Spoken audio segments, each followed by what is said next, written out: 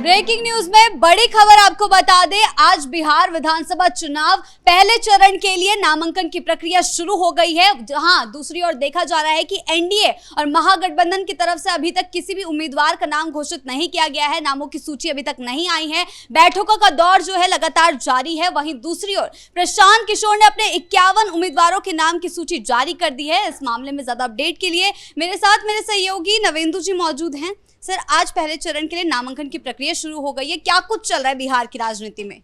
देखिए, एनडीए में भी सीट शेयरिंग पर लगातार मीटिंग्स का दौर जारी है। दिल्ली से लेकर पटना तक तमाम नेताओं की मीटिंग्स चल रही है।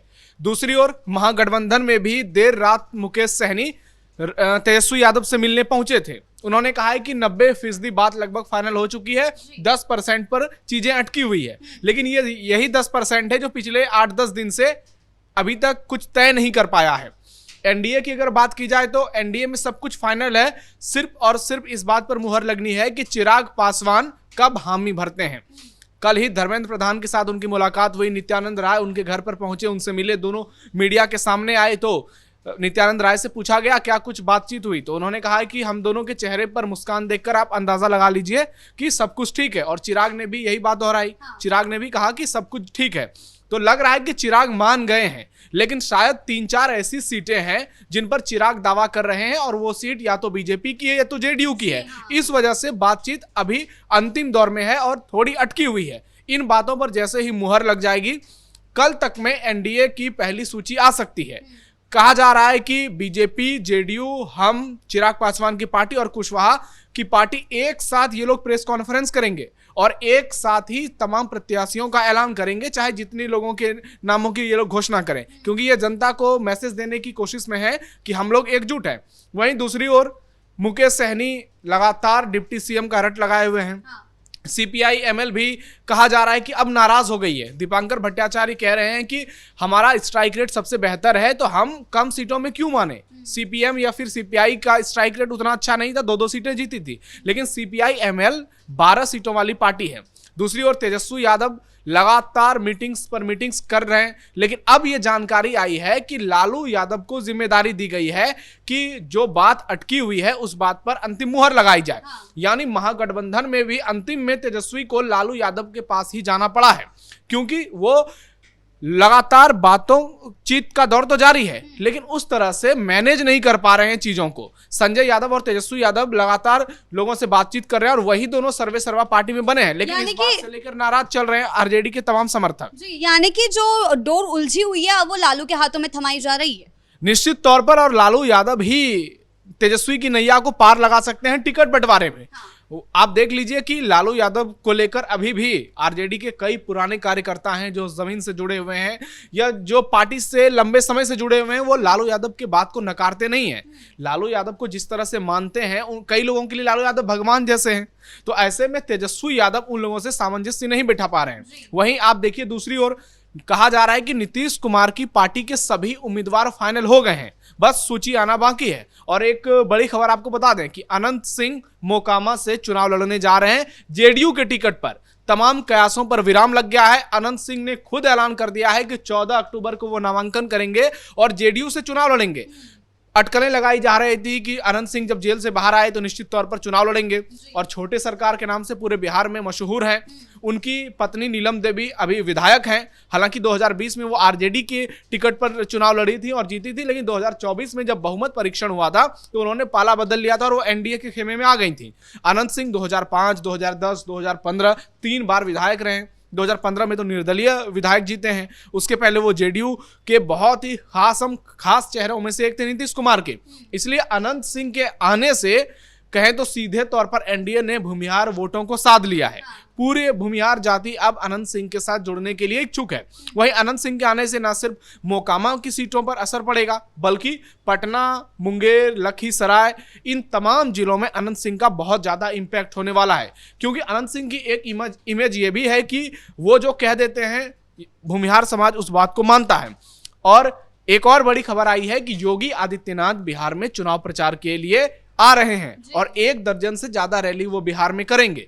यानी एनडीए में सीट शेयरिंग का फॉर्मूला चिराग पासवान के लिए थोड़ा अटका है, बाकी सब कुछ तय है। जीतन राम मांझी भी कहा जा रहा है कि 8 सीटों पर वो मान चुके हैं।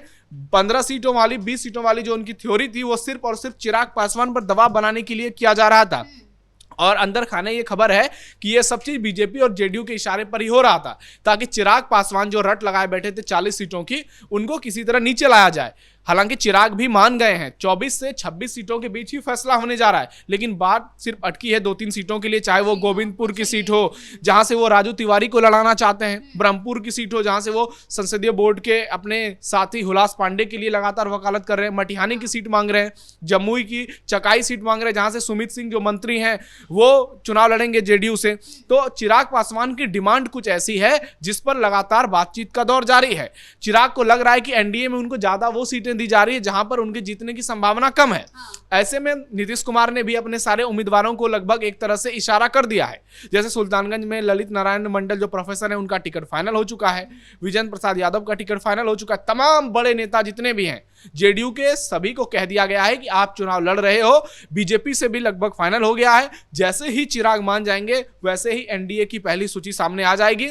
महागठबंधन में भी उम्मीद है कि कल पहली सूची आ सकती है महागठबंधन की। तेजस्वी यादव लगातार मीटिंग्स ले रहे हैं, हो सकता है कि आज भी कुछ ऐलान हो जाए, लेकिन मोटा मोटी ये माना जा रहा है कि कल परसों तक में एनडीए महागठबंधन की पहली सूची आ जाएगी और तमाम कयासों पर विराम लग जाएंगे। जन स्वराज के प्रत्याशी आज से नामांकन शुरू करेंगे और जिस तरह से जन स्वराज ने जो बातें की थी, प्रशांत किशोर ने कहा था कि सबसे पहले वो उम्मीदवारों का ऐलान करेंगे, उस बात पर वो खरे उतरे और उन्होंने 51 उम्मीदवारों के नामों की घोषणा की। सवाल यही है, जहां बड़ी बड़ी पार्टियां अभी भी सीटों को लेकर अभी भी असमंजस में हैं, थोड़ा बहुत मीटिंग्स जो है चल रही है, वहीं इन छोटी पार्टियों का कितना अहम रोल अब बिहार चुनाव में होने वाला है, क्योंकि प्रशांत किशोर ने 51 उम्मीदवारों के नाम की घोषणा कर दी है जो नामांकन भी कराने वाले हैं। वहीं ओवैसी होगा या तेज प्रताप यादव अपनी नई पार्टी खोले हैं, तो कितना अहम होगा ये बिहार विधानसभा चुनाव? नहीं, अगर कोई निर्दलीय भी लड़ता है किसी सीट पर तो उसकी भूमिका अहम हो जाती है। अगर कोई निर्दलीय उम्मीदवार 10 वोट भी काटता है, तो पिछली बार देखा था कैसे शक्ति यादव आरजेडी के सिर्फ 12 वोट से चुनाव हार गए थे। तो 12 वोट से चुनाव हारने का मतलब आप समझ सकते हैं। हालांकि उन्होंने धांधली का आरोप लगाया। ऐसे में हर एक प्रत्याशी महत्वपूर्ण हो जाता है। चाहे इस बार तो चुनाव और ज्यादा दिलचस्प है, सीधी टक्कर एनडीए महागठबंधन के बीच में है, लेकिन प्रशांत किशोर की भूमिका भी अहम रहेगी। कहा जा रहा है कि वो एनडीए की ज्यादा वोट काटेंगे, लेकिन दूसरी ओर उन्होंने ये भी ऐलान कर दिया है कि वो कल परसों में से 12 या 13 अक्टूबर को राघोपुर जाएंगे। और राघोपुर जाने का मतलब है कि प्रशांत किशोर मन बना रहे हैं राघोपुर से चुनाव लड़ने का। हालांकि पहली लिस्ट जो आई उसमें प्रशांत किशोर का कहीं नाम नहीं था। इसके बाद सवाल उठ रहे थे कि पीके आखिरकार क्या चुनाव से पीछे हट गए हैं, लेकिन जब उनसे सवाल किया गया तो उन्होंने सीधे सीधे जवाब दे दिया कि अभी हम इसीलिए राघोपुर जा रहे हैं, वहां जनता से मिलेंगे, फिर उसके बाद फैसला लेंगे। हो सकता है कि प्रशांत किशोर राघोपुर से भी तेजस्वी के खिलाफ चुनाव लड़ जाएं और वो पटना साहिब से सम्राट चौधरी के खिलाफ भी चुनाव लड़ जाएं।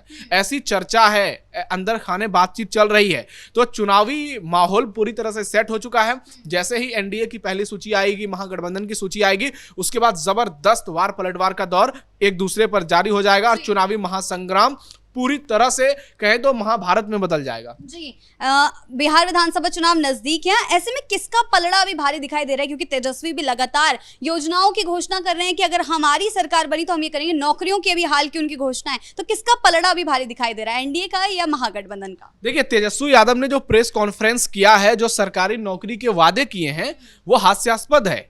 कोई भी व्यक्ति पॉलिटिकली इतना इमेच्योर कैसे हो सकता है? तेजस्वी यादव कह रहे हैं कि हम बिहार के सभी परिवारों में से कम एक लोगों को सरकारी नौकरी देंगे। भाई 2.5 करोड़ परिवार हैं बिहार में, अभी 16 लाख सरकारी कर्मचारी हैं, केंद्र सरकार में 50 लाख से कम सरकारी कर्मचारी हैं। तो आप कहां से सरकारी नौकरी देंगे? उतनी प्राइवेट नौकरी उतनी नहीं दे पाएंगे तो सरकारी तो बहुत दूर की बात है। तो ये सोचने वाली बात है। और अगर मान लीजिए आप 25 से 30 हजार रुपए भी देते हैं एक नौकरी में, तो उसका तो बजट लगभग 8 से 9 लाख करोड़ पहुंच जाएगा और बिहार का बजट ही कुल है 3 लाख करोड़ का।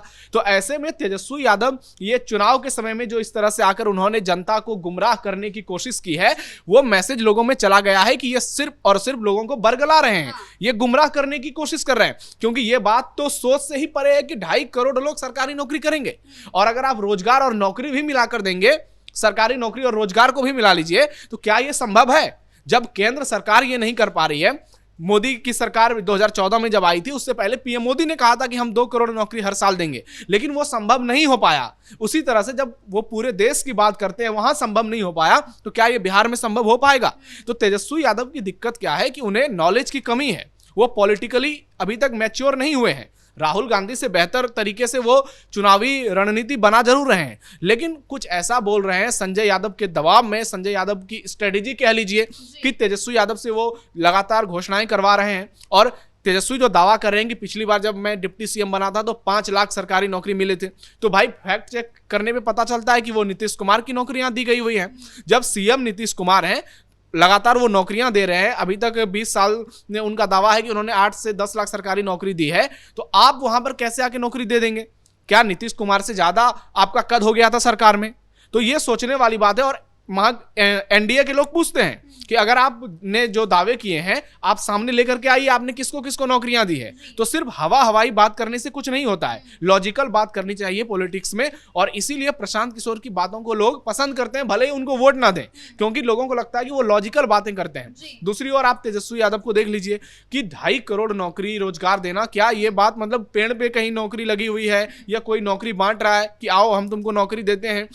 40 लोकसभा सीटें हैं बिहार में, 38 जिले हैं, 243 विधानसभा सीट है, पूरा सब कुछ मिला भी दिया जाएगा तो क्या इतनी नौकरी क्रिएट हो पाएगी?